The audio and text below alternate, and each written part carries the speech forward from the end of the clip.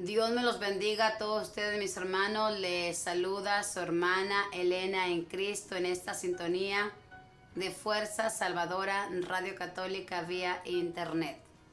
Voy a leerle Vida de los Santos y hoy le voy a compartir la historia de San Francisco de Forja. Le invito a que escuchemos con devoción y aprendamos algo de este amigo de Dios. Pidamos su intercesión por lo que estemos necesitando. Haga una pausa y hable con él. Y si gusta escribir su petición por medio de YouTube, puede hacerlo. Vamos a conocer su historia. Dice: la familia española Forja o Forjía se hizo célebre cuando Alfonso Forjía fue elegido papa con el nombre de Calixto III, y luego cuando otro Forjía fue nombrado pontífice y se llamó Alejandro VI. Este Forjía, antes de ser pontífice, había tenido 4 hijos, y uno de ellos fue el padre de nuestro santo. Francisco de Forja era nieto del Papa Alejandro VI por parte del padre, nieto del rey Fernando de Aragón por parte de la madre, primo del emperador Carlos V e hijo del duque de Gandía. En su familia se preocuparon porque el joven recibiera la mejor educación posible y fue enviado a la corte del emperador para que allí aprendiera el arte de gobernar. Esto le fue de gran utilidad para los cargos que tuvo que desempeñar más tarde. Contrajo matrimonio con Leonor de Castro, una joven de la corte del emperador, y tuvo 6 hijos. Su matrimonio duró 17 años y fue un modelo de armonía y de fidelidad. El emperador Carlos V lo nombró virrey de Cataluña, región que estaba en gran desorden y con muchas pandillas de asaltantes. Francisco puso orden prontamente y demostró tener grandes cualidades para gobernar. Más tarde, cuando sea superior general de los jesuitas, dirá: el haber sido gobernador de Cataluña me fue útil porque allí aprendí a tomar decisiones importantes, a ser de mediador entre los que se atacaban y a ver los asuntos desde los 2 puntos de vista, del que ataca y el del que está atacando. La reina de España era especialmente hermosa, pero murió en plena juventud, y Francisco fue encargado de llevar su cadáver hasta la ciudad donde iba a ser sepultada.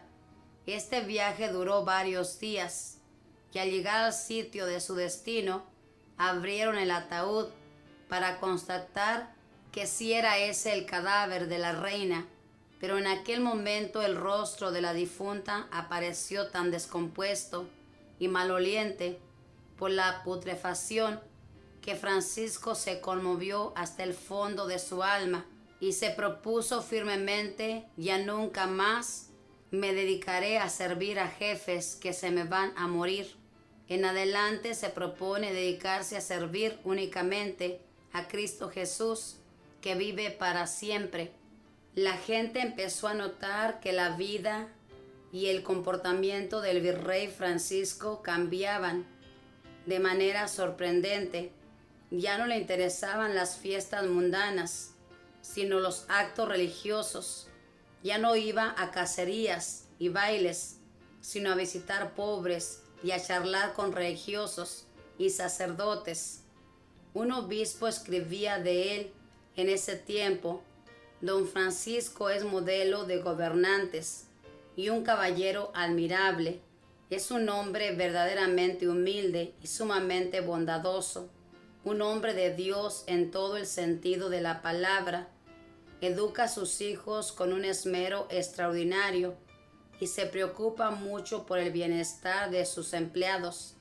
Nada le agrada tanto como la compañía de sacerdotes y religiosos. Algunos criticaban diciendo que un gobernador no debería ser tan piadoso, pero la mayor parte de las personas estaban muy contentas al verlo tan fervoroso y lleno de sus virtudes.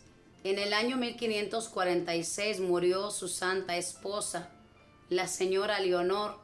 Desde entonces ya Francisco no pensó sino en hacerse religioso y sacerdote. Escribió a San Ignacio de Loyola pidiéndole que lo admitiera como jesuita.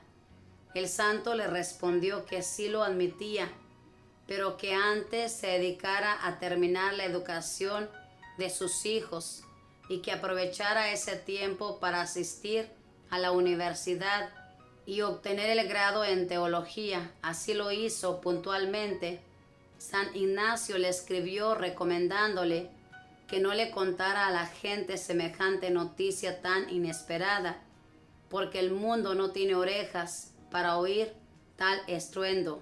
En el año 1551, después de dejar a sus hijos en buenas posesiones y herederos de sus muchos bienes, fue ordenado como sacerdote religioso jesuita. Esa fue la noticia del año y de la época, que el duque de Gandía, gobernador de Barcelona, lo dejaba todo y se iba de religioso y era ordenado sacerdote. El gentío que asistió a su primera misa fue tan extraordinario que tuvo que celebrar la misa en una plaza. En el año 1554 fue nombrado por San Ignacio como superior de los jesuitas en España. Dicen que él fue propiamente el propagador de dicha comunidad en esas tierras, y con sus cualidades de mando organizó muy sabiamente a sus religiosos y empezó a enviar misioneros a América. El número de casas de su congregación creció admirablemente. Lo primero que se propuso fue dominar su cuerpo por medio de fuertes sacrificios en el comer y beber y en el descanso. Era gordo y robusto y llegó a adelgazar de manera impresionante. Al final de su vida dirá que al principio de su vida religiosa y de su sacerdocio exageró demasiado sus mortificaciones y que llegaron a debilitar su salud. Otro de sus grandes sacrificios consistió en dominar su orgullo. Los primeros años de su vida religiosa, los superiores lo humillaban más de lo ordinario para probar si en verdad tenía vocación.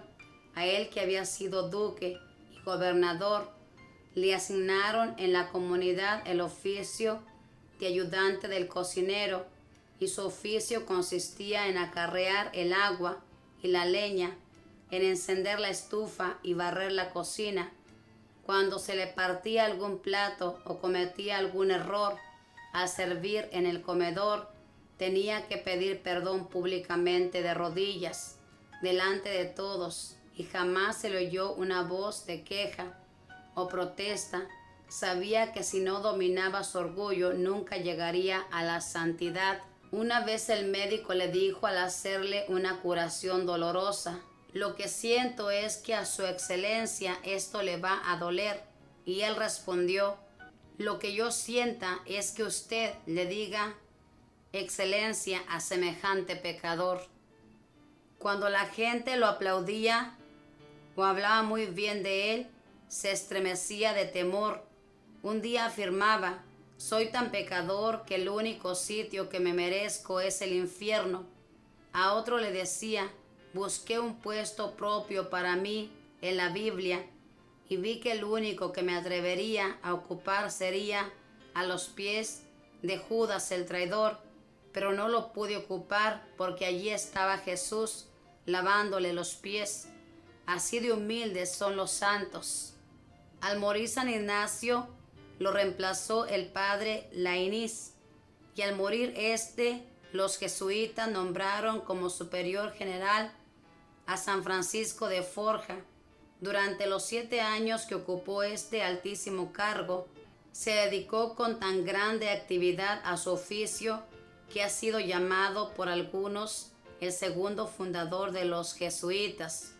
Por todas partes aparecieron casas y obras de su comunidad y mandó misioneros a los más diversos países del mundo. El Papa y los cardenales lo querían muchísimo y sentían por él una gran admiración. Organizó muy sabiamente los noviciados para sus religiosos y con su experiencia de gobernante dio a la Compañía de Jesús una organización admirable. El sumo pontífice envió un embajador a España y Portugal a arreglar asuntos muy difíciles y mandó a San Francisco que lo acompañara. La embajada fue un fracaso, pero por todas partes las gentes lo aclamaron como el Santo Duque y sus sermones producían muchas conversaciones. Al volver a Roma se sintió muy debilitado, se había esforzado casi en exceso por cumplir sus deberes y se había desgastado totalmente, y en el año 1572 entregó su alma al Creador. Uno de los que trataron con él exclamó al saber la noticia de su muerte: «Este fue uno de los hombres más buenos, más amables y más notables que ha pisado nuestro pobre mundo. Señor, que como tu amigo Francisco de Forja sepamos dominar el cuerpo y el orgullo y dedicarnos con todas nuestras fuerzas y cualidades a obtener que las gentes te amen más y te sirvan mejor. Amén. Domino mi cuerpo para no ser descalificado en el día final». Ojalá que nosotros también, hermanos, dominemos nuestro cuerpo, todos nuestros deseos que llegan a nuestro cuerpo, el orgullo, la vanidad. Si no dominamos todo esto, no vamos a llegar a la santidad. Fíjese bien, este santo, siendo un duque, una persona importante, se dejó humillar, lavaba los platos, barría la cocina, encendía la estufa. Ese fue el puesto que le dieron llegando al convento y lo aceptó por amor a Dios, porque quería ser humilde en verdad. Incluso tenía que pedir perdón de rodillas cuando cometía un error. Mi pregunta es, ¿lo haríamos nosotros? Yo me imagino que no. Somos tan orgullosos que no estamos dispuestos a ser humildes. Cuando cometemos un error, siempre buscamos a quién echarle la culpa para no reconocer nuestra culpa. Y siempre queremos que nos rindan honores, que la gente nos reconozca por lo que somos. Siempre buscamos eso. Ojalá que busquemos ser humildes. Pidámosle a San Francisco de Forja que ruegue por nosotros para que Papá Dios quite la soberbia, quite el orgullo de nosotros y nos haga humildes de corazón. Ojalá que lo intentemos, que no nos conformemos con decir, yo soy así, yo nunca voy a cambiar. Solo las piedras no cambian, nosotros podemos cambiar si pedimos la ayuda y la gracia de Dios. Este santo venía de gente que era famosa, que era poderosa. Y aunque venía de esta gente, este santo, hermanos, creció con un gran deseo de amar a Dios, de servir a Dios, y toda su vida la dedicó para dar a conocer ese amor y ayudar a los demás. Ojalá que nuestra vida esté dando frutos en este mundo. Sigamos leyendo Vida de los Santos en esta su radio, que nos dan una gran enseñanza para seguir adelante en nuestro diario caminar. Dios le bendiga a todos, que la Madre del Cielo le proteja, que los arcángeles y los ángeles cuiden su caminar donde quiera que se encamine. Bendiciones, paz y bien.